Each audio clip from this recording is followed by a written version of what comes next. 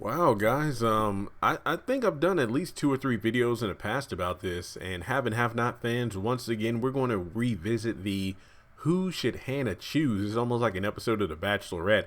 And I made the photo Thursday morning. In like a collage fashion. Hannah in the middle, and on both sides, two men. We have like Michael and Tony, then Byron and Derek. And I believe I'll just have the photo kind of the background of this entire video. And out of these four men, a lot of people looking at the comments on Instagram, because I post this everywhere: Twitter, YouTube community tab, Facebook page, Facebook group, and everything else I have that social media related to the haves and have-nots. And honestly, a majority of the people, it was really hard to see who was number one. It was either Derek or Michael. The most damning thing about Derek being the whole, hey, I raped Hannah when I was younger, but at the same time, he has changed a lot since then.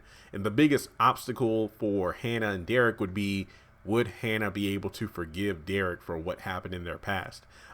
So looking at the results here, this video shouldn't be too long, but I just quickly ranked the men based off of everyone's responses. Most people easily kind of ruled out Byron and Tony because their actors have not been seen or mentioned being in Atlanta for filming anytime soon. Same goes with Michael. So literally, Derek, in terms of story, Derek is probably the one, just because he's the only one of these four men who has been in Atlanta filming new episodes. Byron, Tony, and Michael have not. We haven't seen Michael since like the season 3 finale. We haven't seen Byron since the beginning of season 2, and we haven't seen Tony since towards the end of season 3, I want to say.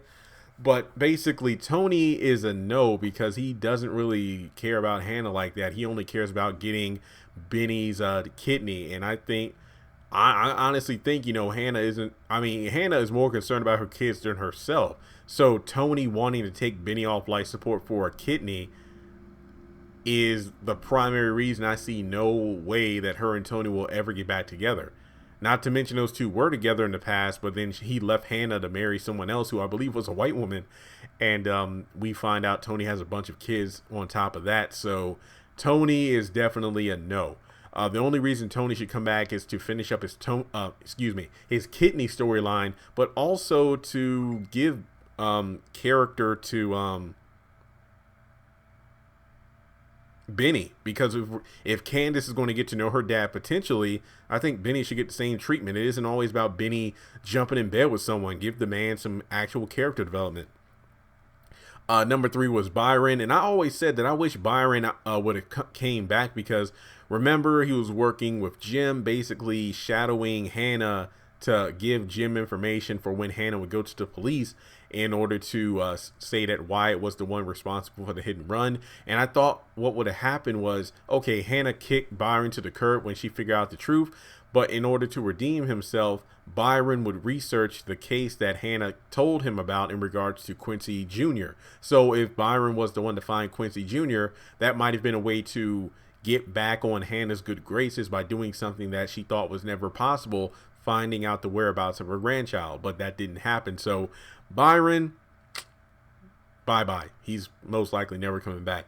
Like I said before, Michael is number 2 simply because of the fact that Roe Brooks has never been seen in Atlanta filming on the show since his last scene. But I honestly think, even though Derek and Hannah hit it off well, that's the first man and who knows how long that Hannah's been able to open up to, and yeah, I mean, not even open her legs to, and I'm not trying to be funny here, but actually, opened up emotionally to and got close to.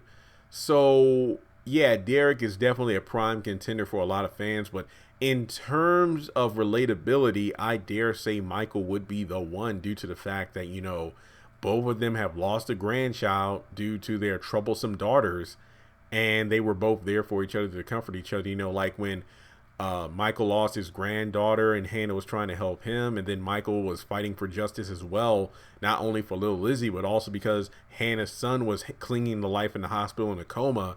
And then when Michael was trying to find comfort in Hannah's arms, she kind of pushed him aside because she was feeling Byron. But then after being betrayed, those two almost slept together until Benny walked in on him. And when you think about it, Michael and Hanna, I think were definitely two peas in a pod. I mean, the man cut her grass, for goodness sake. So I think that in terms of relatability, I think that Hanna and Michael were definitely on track for something, but for whatever reason, he was never brought back.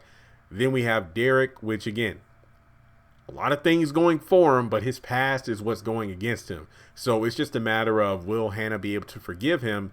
That will definitely determine the future of Derek and Hanna. So with that being said, not a super long video.